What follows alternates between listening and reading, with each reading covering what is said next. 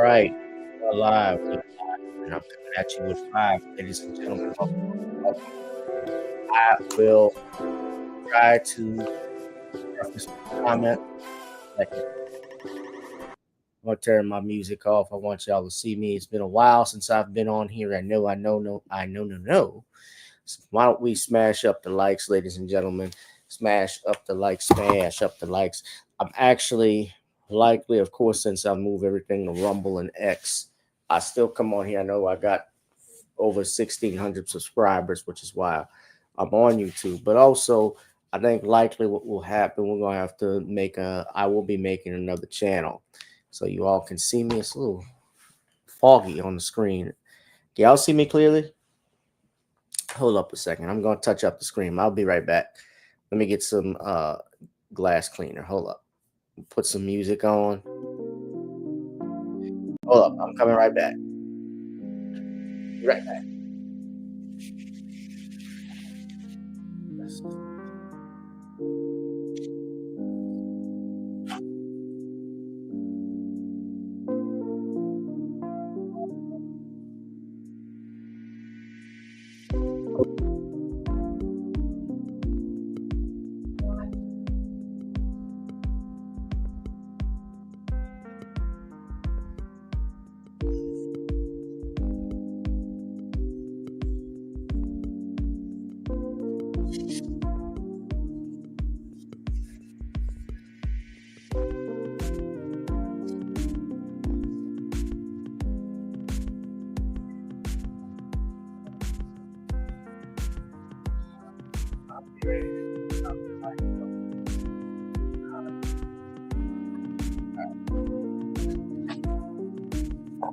All right. I'm back. I'm wiping my sweat. Is that a little bit better? Listen, I guess so. That'll happen. All right. Turn the music off because I want everybody to hear me. I won't be too long. What's up, Kathy B? Well, shout out to my family on X, Rumble, on ScrewTube. Oh, what's going on, family? So I've been real busy. It's gonna get a lot busier for me because I am running for political office here in the New Orleans area. I'm running for councilman of District E in New Orleans East in the Lower Ninth Ward. So that's some good news I want to tell you. I'm running as an independent. I'm really trying to make this area better again. I also just don't want to see the same people who get in office over and over again. I think this area needs a new perspective, a new voice, which is why I'm doing this as well. But I have, so yeah, things are heating up with that. Yeah, qualification was last week, and uh, that's just one part of the campaign. I don't know if anybody's familiar or been in campaigning or running for political office that's on here, or anybody that has worked in the campaign. It is a lot of work to do because you're not only trying to get the word out that you're running, but there's monies that you try to get as well to raise to especially to have people go canvassing back and forth, putting posters, signs up. It's not easy. It's not cheap. It takes a lot of work. Yeah, there are 11 people running for office too in this section, so we'll see how it goes. But there's two who are former council persons and state representatives that are running. Cindy Wynn, and she wasn't a state representative; she was a former councilwoman, and John Johnson, who was a state rep and actually or state senator, one of the two, and he's actually a convicted felon now. Oliver Thomas was also a convicted felon as well, but he's running for mayor. This shows you how it goes. Now, I'm not to suggest that people can't get second chances, but I think we just elect the same people over and over again. But I'm getting beyond that part. But I wanted to tell everybody in part why things are busy, why I'm not on here often, what I'm going to be doing the next couple of months to see if we can. And we got till October, so it's actually going to be uh, a lot that I'm going to be dealing with. But let's talk about So thank you for the good luck.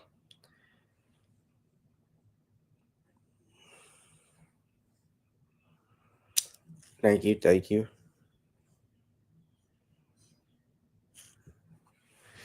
Yeah, B1 family. Yeah, I definitely need them. A lot of people from like we've seen Marcel, they've seen ran for office. Yeah, he ran for congressman against Clyburn.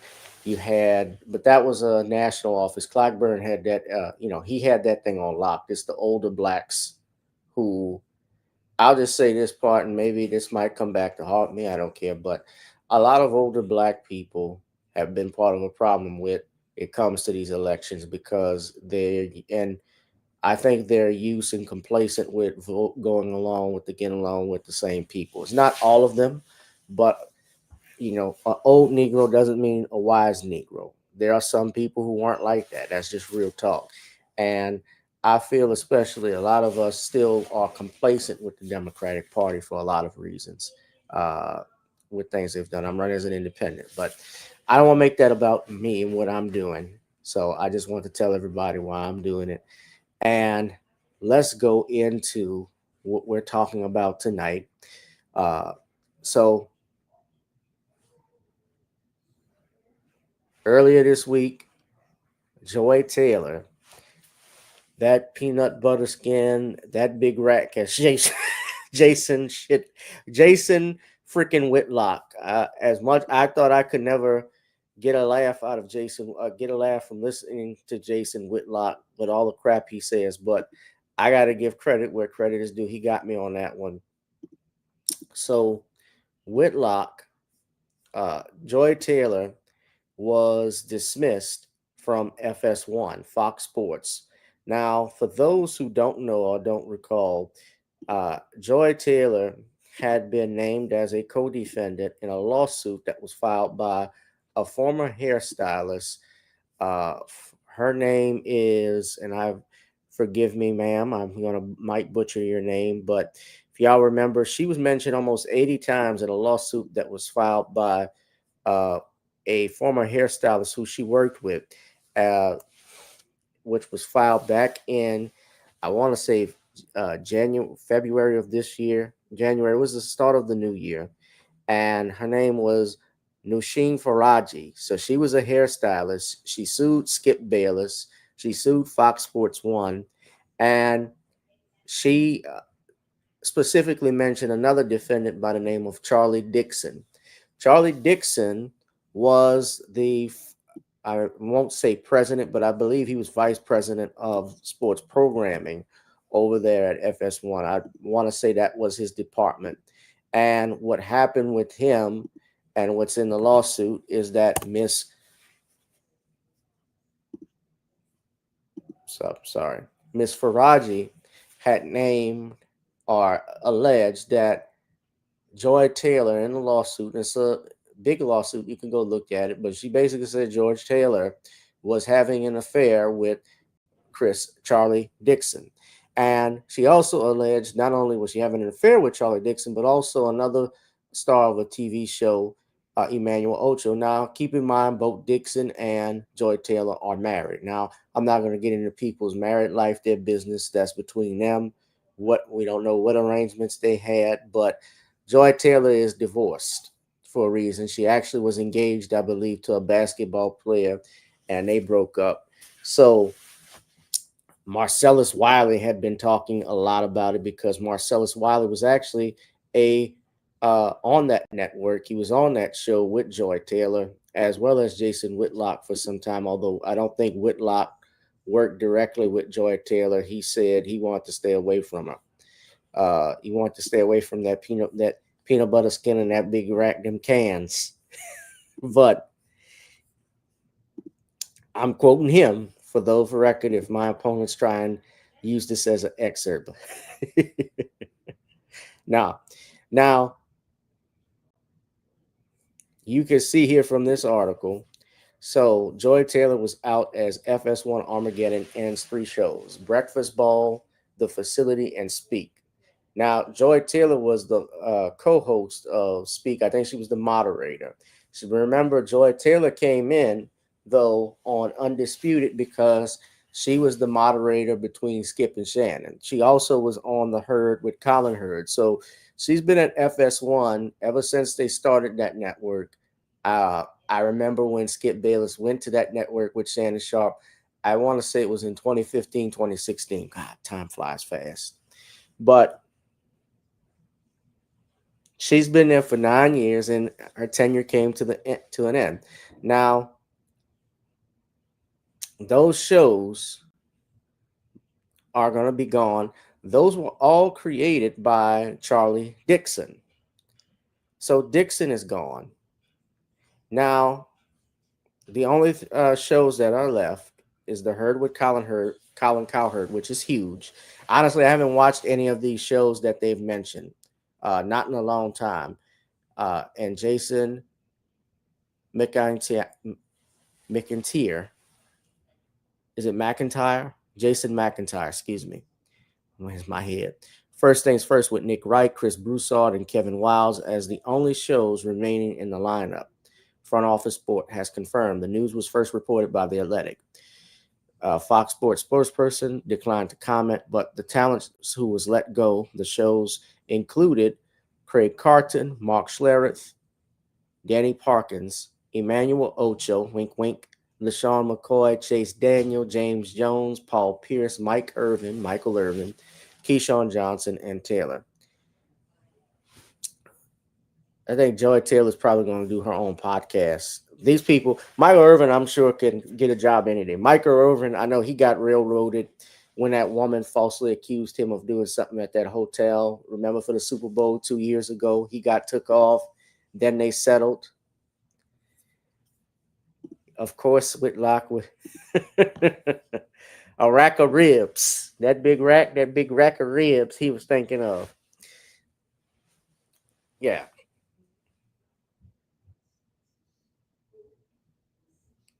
Sources told FOS that on-air talents who could be in play for a new FS1 programming include Tony Reilly, Max Kellerman, and Kay Adams. Of course,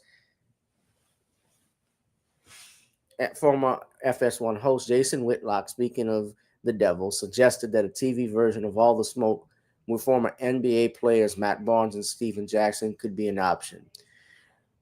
Tony Reilly was on that show Around the Horn, which had been on, I think, for like 20 years. And supposedly he's interested in working with the network. He said he's open. I think they need to attract the audience because those shows that they had, they were suffering from ratings. A lot of people may say the lawsuit was a part of it, but the main thing, I think the reason why Joy Taylor was out, she was a liability. When you have a lawsuit like that is filed, where it puts not only the personnel in a bad light, but the things that are alleged. And I have to use the word alleged because she not only was having an affair with the boss and supposedly is accused of sleeping her way to the top, but she also told this woman, this plaintiff, according to the lawsuit, that if she ever got in trouble with anything, she likely would have filed a complaint for assault. I'm not going to name the type of assault, but put two and two together against Charlie Dixon. And if that is true, and I've said that is a Jezebel. If that is true, and I don't know if it is, but that is wicked. I'm not going to say a new form because that's been done for a long time, but that is straight evil. If you lied on someone and falsely accused them of assault, where you could put not only their job in jeopardy, but also their freedom, because then the police would have to get involved. And then, of course, you get paying attorney's fees. You have both, lawyers, people investigating at the network. So it's just a big scandal that this lawsuit has happened. And what's it highlighting? And she was a liability. And then on top of that, when the shows are not attracting an audience that early, when there's no engaging personality, because you can say love him or hate him, but Shannon Sharp as Skip Bayless, they had chemistry, I think. And of course, Skip Bayless ruined the whole show when he disrespected Shannon Sharp, when he told him to put his glasses on. And among other things, assaulting his credentials. Yeah, just assaulting his Hall of Fame credentials. Shout out, what's going on, Danielle? Yeah, I know you've been busy. So that was a problem, and they ruined the show. But they haven't had any type of engaging show ever since that. I mean, no personality like a Shannon Sharp. I mean, Shannon Sharp left, and of course, minus what happened with the OnlyFans, I would say he was doing good. He was about to secure $100 million deal. I think with was it DraftKings or Sports Bet? Someone. I think it was with Colin Cowherd's network, and that got canceled and stuttered as a result of that lawsuit that he's facing in Nevada. And I think there was something that happened earlier this week about the lawyers not showing up, but they're blaming Shannon Sharp's team. I haven't looked quite that far into it. But neither here nor there. My point is that Fox Sports won for it to continue. They just didn't have a show that engaged that person that captured that, especially early in the morning, like a Skip and Shannon Undisputed. The closest they might have is Colin Cowherd's The Herd, because Colin Cowherd is big. Colin Cowherd is big. I think he's a prick because I've seen him say some stupid stuff in the past, but he's a rich prick. He's very popular. Colin Cowherd is very popular. Nevertheless, I can't take that away from him. And the guy's making money and he gets views. And y'all got to realize too, especially they had investigators. Fox Sports had their own attorneys and investigators. They looked into this. And, Charlie Dixon got fired back in April. So now in July, 3 months later, Joy Taylor gets fired. So something had to give. They saw something they didn't like. And I think just overall, it was a liability for the company and the network. And now, also with another firing, to tie that in with that, you have the firing of Maureen, and think I misspelled her name in the description box earlier, but Maureen Comey, who is the daughter of James Comey, the former FBI director under Joe Biden, was released of her duties as well as the prosecutor for the Southern District of New York. She was fired by the DOJ. Now, of course, we know that James Comey was an adversary of Donald Trump when he was the FBI director, and Trump, of course, was removed from office in the 2020 election and served under Joe Biden. And James Comey. Did I say John or did I say James? I thought I had it right. And Maureen Comey stated, "Fear is the tool of the tyrant," referring apparently to President Donald Trump, referring to Trump. And yeah, most of these shows stink, Spirit. And of course, Maureen Comey gets fired on Wednesday. This happened Wednesday night. She was the federal prosecutor in Manhattan and worked, obviously, the Jeffrey Epstein case, also Jeffrey Epstein's girlfriend, Ghislaine Maxwell, and the Sean Diddy Combs case most recently that she had lost because there were at least, Diddy, as we know, was acquitted on at least 3 major charges.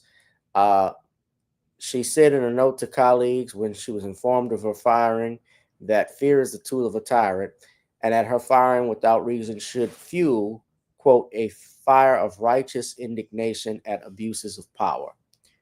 If a career prosecutor can be fired without reason, fear may seep into the decisions of those who remain, Comey said in a note, which was obtained by the Associated Press on Thursday. That happened, excuse me. Fear is the tool of a tyrant, wielded to suppress independent thought. Now, Comey has been a veteran lawyer in the Southern District of New York, long considered the most elite. This is the Associated Press saying it's not me. The most elite of the Justice Department's prosecution's offices.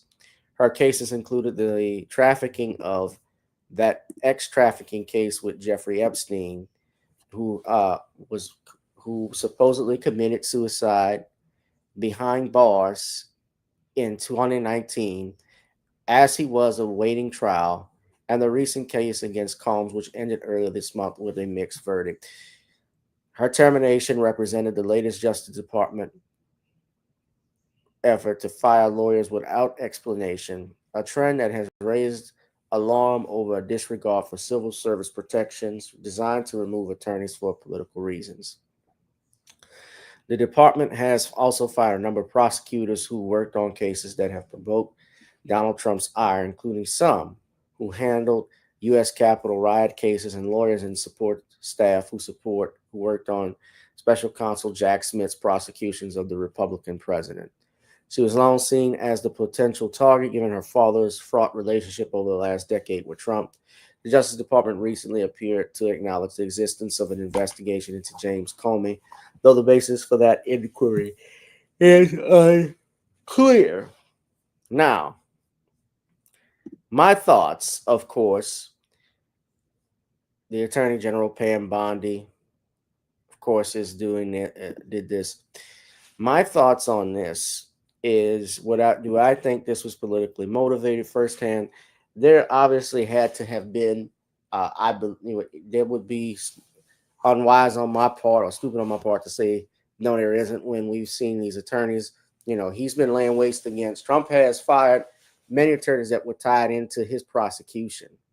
He's gotten rid of a lot of people. Remember the attorney, the head the head federal prosecutor out in New York when the charges against Diddy were going forward. The black man, I can't think of his name. He's gone, and now I can't think of his name off the top of my head. That's not. Sorry if I didn't do my research on that. When I remember him, I talked about the indictment, talking about the indictment against Diddy. But speaking of the trial with Diddy, basically, y'all know how I felt about it, and I've talked about this before. I felt that the case was a waste of time and money.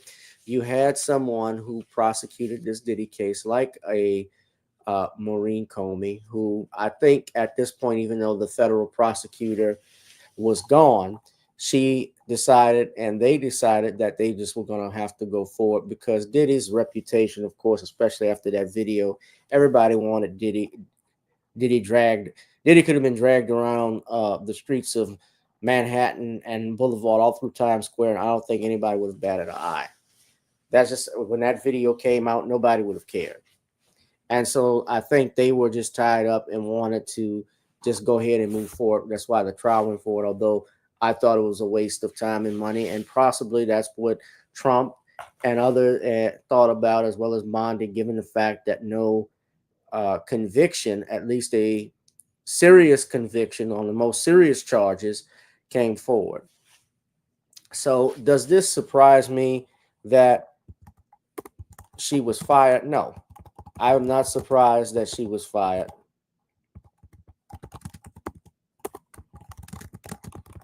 Of course,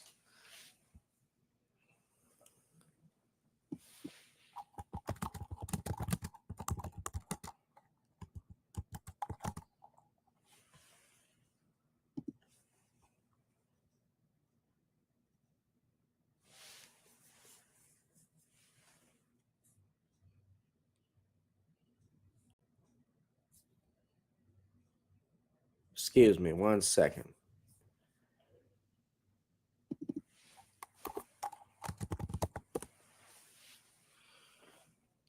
Damian Williams, that was him.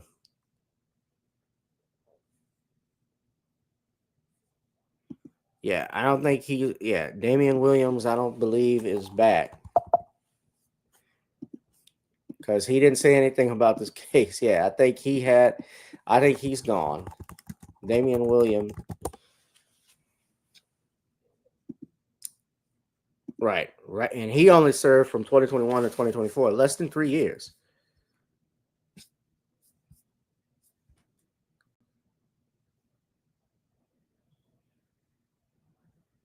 And I think that resignation, of course, now he announced the Eric Adams indictment, he announced the Diddy indictment, and he resigned on he announced his resignation on November 25th, 2024. and to take effect on December 13, 2024. And I'm willing to bet the farm, of course, that had something to do with Donald Trump. I think that was a combination of losing the case, but also just the fact that her father was a villain and opponent of Donald Trump. Now, this is not something I'm going to cry Argentina over with regards to Miss Coleman's firing because I don't know too much about her. I don't think we should all get in a hoopla over it. People and presidents can do this. You can put in the staff that you want. Whether, of course, some people may not like it. Sometimes, yeah, I don't like certain things. I don't like it when people get fired. Uh, I know what that feeling is like, your loss of income. It's not something I gloat over unless you are somebody who just did something so egregious and incompetent that hurt the lives of others. I could say, yeah, I could see why. But certainly in this case, I think Comey, rightfully so, was going to get, understandably so. I was not surprised that they did this, just given what Trump and the other individuals they've had with James Comey. I think, of course, it's all politically motivated as well. That ties into it. And while we're going at that, how we look at this, how we take this as an example. Number one, I don't think when we look at these two women, Joy Taylor and Maureen Comey. Number one, you can't take anything for granted when you have a job and you've been blessed and given this. Now, these are a different set of circumstances, of course, but I more or less when I'm talking about that, I guess the Joy Taylor situation, if that's true, if you're not don't have a personality, if you don't have something outgoing where you can actually put in work, where in your work stands for you, and you're getting there based off your looks or who you're sleeping with, and this is just in general. This is not. I don't like I say again. I don't know whether it's true or not what happened with Joy Taylor, but if it is, I'm just saying, in general, just talking in general, you can get by your looks only so much. Eventually, things will come out, the truth will come out, especially how your works are. And when it's not good, it will show. Second of all, it's also wise not to bite the hand that feeds you, especially I don't know why. And I guess she stood on for a reason, but I don't believe she didn't know. I'm referring to Miss Comey, that she didn't see this coming, that she was going to be fired by the network, that she was going to be fired by Donald Trump, the man whom her father had been engaged in a bitter war for several years, especially after he got reelected. I would have been putting my resumes in for a state job.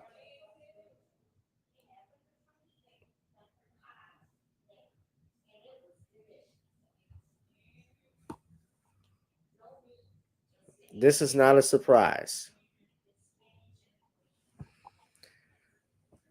And so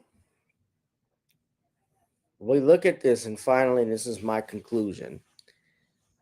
If you are, especially men in a workplace, have to be mindful uh, about who you mess with. That's why they say don't sleep around with people in the workplace. Don't mess with them because even if it is consensual, even if it is right, just it creates a big mess, as you can see, because rumors spread.